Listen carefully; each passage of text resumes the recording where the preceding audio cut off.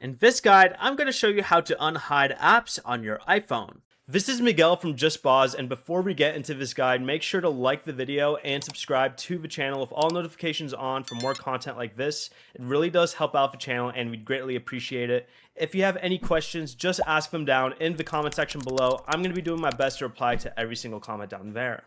Begin by swiping left across your home screen pages until you reach the app library. You'll next want to scroll all the way down to the bottom until you see this hidden folder. You'll want to use Face ID or your iPhone passcode to open it. Then press and hold the app you want to unhide, then select Don't Require Face ID. Confirm with Face ID when prompted. The app will be removed from this hidden folder and returned to the regular app library. To place it back on your home screen, find the app in the app library, press and hold it, then tap Add to Home Screen if it's not already there. Before you leave, remember to like the video and subscribe to the channel with all notifications on for more content like this. It really does help out the channel and we'd greatly appreciate it. And if you did have any questions, just ask them down in the comment section below. I'm going to be doing my best to reply to every single comment down there. Peace.